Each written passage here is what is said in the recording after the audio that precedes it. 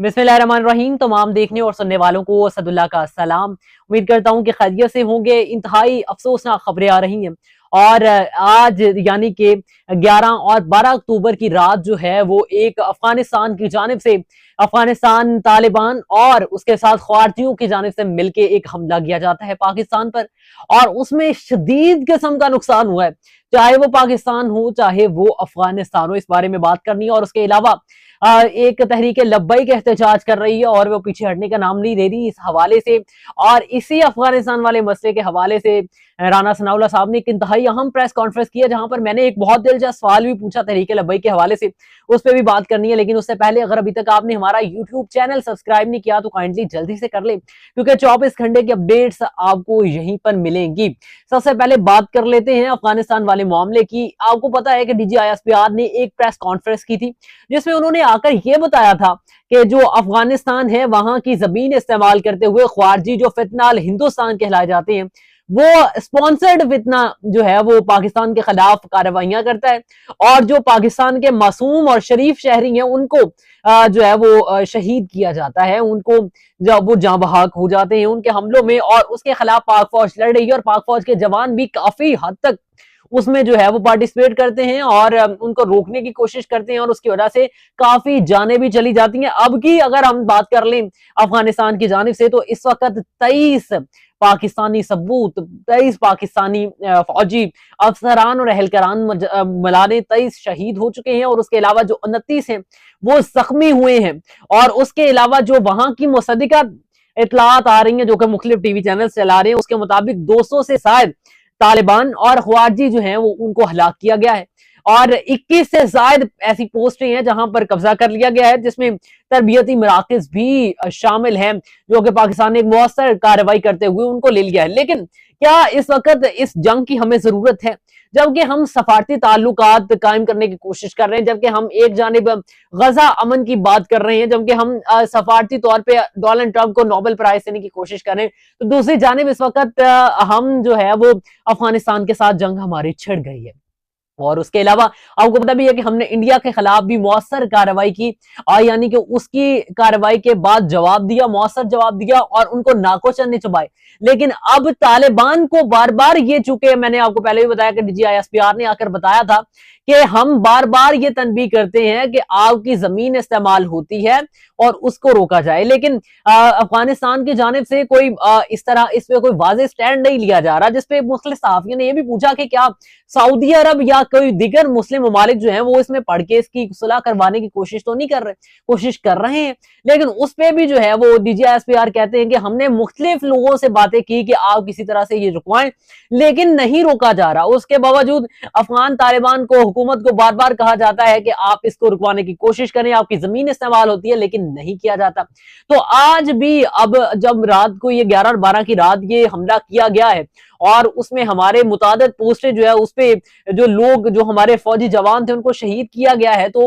अब पहले तो ये ख्वारजी जो थे वो हमला करते थे आम आवाम पर और उसके साथ फिर फौज को भी अब लपेटना शुरू कर दिया। तो जाहिर सी बात है फौज ने मौसर कार्रवाई और जवाबी कार्रवाई तो जरूर करनी थी, जबकि इतना बड़ा हमला है कि अगर हम इसकी नोयत चेक करें तो जो हमारे इंडिया के साथ हालिया ये पीछे माजी में जो लड़ाई हुई है इसमें भी इतनी हमारी शहादतें या इतना हमारा नुकसान नहीं हुआ जितना कि हमारा अफगानिस्तान की वजह से हो रहा है। और अभी ख्वाजा इसहाक डार साहब जो हैं उन्होंने प्रेस कॉन्फ्रेंस करते हुए बताया कि हमने बार बार यही तनबीह करनी है कि हम जो है वो नहीं चाहते कि आपके साथ हमारी जंग लड़े अफगानिस्तान से और हम यही चाहते हैं कि यहाँ पर अमन कायम हो इस खत्े में। मुसलमान आपस में भाई हैं और भाई ममालिक हैं, पड़ोसी ममालिक हैं और हमें हमारी जो है वो तजारत भी चलती है उनके साथ। ऐसा नहीं है कि हमने तजारत रोक रखी है या कोई मुस्लिम मकाम चीज है जिसकी तस्दीक जो है वो DGISPR ने भी की थी। तो जाहिर सी बात है कि अब पाकिस्तान की जानिब से वाज़ेह मौक़िफ़ यही रखा जा रहा है कि आप अपनी जमीन इस्तेमाल ना होने दें और अगर आपकी जमीन इस्तेमाल होगी तो हम जहां जहां से वो जमीन इस्तेमाल करके हम पर हमला करते हैं हम उन्हीं जगहों को वापस टारगेट बनाएंगे, हम आपकी फौज को या आप लोगों को इसमें टारगेट नहीं करेंगे। तो जिसमें अफगानिस्तान तो मानने की कोशिश नहीं कर रहा, वो एक जानिब वो इस स्पॉन्सर्ड भी वो स्पॉन्सर्ड तो जाहिर सी बात है भारत कर रहे हैं, तो आप फिर इसका मतलब स्पेस दे रहे हैं तो आप भी तो वही काम कर रहे हैं जो भारत कर रहे हैं। यानी कि कितने कितने बड़े हथियार हैं इनके पास, कितना कुछ है, जदीद असलहा है, वो कहां से आता है? कोई ना कोई तो इनको देता है और वो देने वाले भारतीय हैं। लेकिन अगर आप उनको फुली सपोर्ट करेंगे अफगानिस्तान वाले, तो सारी सी बात है कि फिर आपका नाम भी उन्हीं लोगों की लिस्ट में आ जाएगा जिन लोगों को हम अपना दुश्मन मानते हैं। लेकिन हम ऐसा नहीं चाहते, ये हमारी इस वक्त पाक फौज की और हमारी हुकूमत की पॉलिसी है। लेकिन उसके बावजूद भी ये हमला एक अलमनाक हमला था और इसमें काफी नुकसान हुआ है और मजीद नुकसान ये नहीं होना चाहिए। दोनों जाने मुसलमान ममालिक हैं, दोनों जाने मुसलमान भाई भाई हैं और अगर इस तरह की कार्रवाइयां होती रहेंगी तो हम आपस में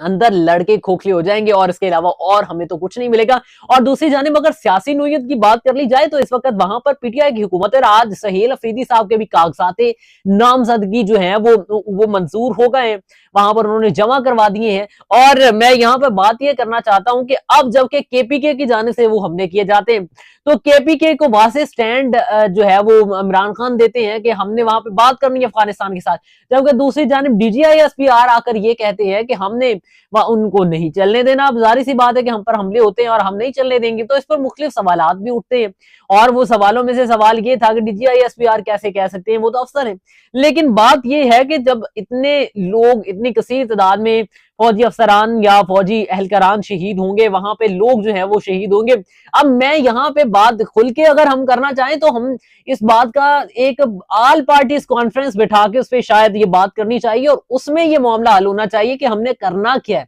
हमने ऑपरेशंस करने हैं या नहीं, और क्या हमने उनके साथ बातचीत करनी है ये नहीं करनी। क्योंकि ये मामला कोई अब का मामला नहीं है, ये 8 से 2000 में हम चले जाएं 2001-2 में, तो वहां से ये मामला चलता आ रहा है और ये मजीद हमले होते ही चले जा रहे हैं और ये मामला मजीद बिगड़ते चले जा रहे हैं और वो खत्म होने का नाम नहीं ले रहे। हम ऑपरेशन भी करके देख लिए, हमने बातचीत भी करके देख ली, लेकिन दोनों का इंपैक्ट कोई इतना खासा नहीं आया। तो अब उनके खिलाफ क्या करना है, तो ये इस पे तो ऑल पार्टीज कॉन्फ्रेंस बैठनी चाहिए और उसमें ये फैसला होना चाहिए कि तमाम पार्टीज की क्या राय है और तमाम सियासतदानों की क्या राय है, वो क्या कहते हैं इस पे क्या होना चाहिए। तो मेरे ख्याल में तो सियासतदानों को मिलकर बैठना चाहिए इस मामले पे और ऑल पार्टीज कॉन्फ्रेंस होनी चाहिए। और इसके अलावा सियासत दानों से मुझे बात याद आ गई कि राना सनाउल्लाह साहब ने भी आज प्रेस कॉन्फ्रेंस की है, तो उन्होंने पीटीआई को ये कहा है कि आप लोग जो है वो हमारा इस पे साथ दें, आपने हमें गालियां देनी है, आपने हमें बुरा भला कहना है, आप सब कुछ कहें, लेकिन इस मामले में हमारे साथ खड़े हो क्योंकि ये दहशतगर्दी का मामला है और हमारे लोग पिस रहे हैं इस पे। और उसके अलावा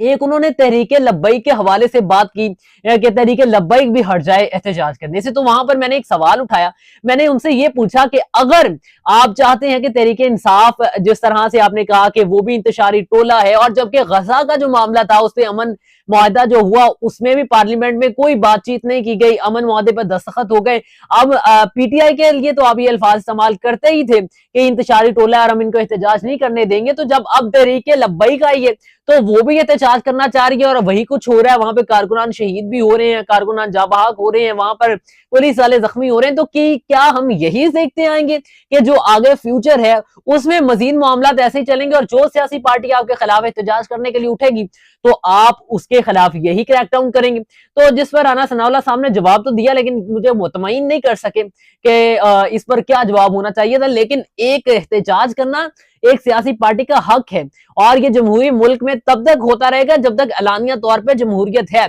जब यहाँ पर कुछ और आ जाएगा फिर तो वो सारी सी बात है कि मानना ही पड़ेगा, वो तो 76 वाली आ जाती है ना फिर। तो उससे पहले अगर सियासी हुकूमत है और अगर सियासी ओपोजिशन है तो उन्होंने तो आपके अल्फाज, आपके जो फैसले हैं उनके खिलाफ उन्होंने एहतजाज भी करने, उन्होंने आवाज भी उठानी, उन्होंने टीवी पे भी आना है, लेकिन उनपे तो बंदियां लगी हुई ना, ज्यादातर टीवी चैनल्स उनको कवरेज भी नहीं देते, ये भी बात है। तो उसके बावजूद भी वो उलमा हजरात जो है वो एहतजाज कर रहे हैं और साद रिजवी साहब इस वक्त पीछे हटने की कोशिश नहीं कर रहे और अब कारकुनान को भी शदीद नुकसान पहुंचा है। तो इस हवाले से एक कमेटी तश्कील देनी चाहिए जो कि बातचीत करे बाकायदा तौर पर। राना सनाउल्लाह साहब तो कहते हैं कि हमने बात की है मौलाना फजल रहमान से, मुफ्ती मुजीबुर रहमान से और दीगर उलमा इकराम से कि आप इस मामले को खत्म करवाने की कोशिश करें, लेकिन एक बाकायदा कमेटी होना जो कि इस पे बात करे। इस ऐसे तो नहीं ये मामला हल होते, और अगर ऐसे मामला हल होने होते तो फिर कब के हो चुके होते। तो अभी जो है वो इस वक्त शदीद किस्म का अंदर और बाहर पाकिस्तान पर सिर्फ और सिर्फ प्रेशर ही चल रहा है, चाहे वो अफगानिस्तान का मामला और चाहे इन साइड पे तहरीके लब्बैक और पाकिस्तान नून लीग का मामला हो।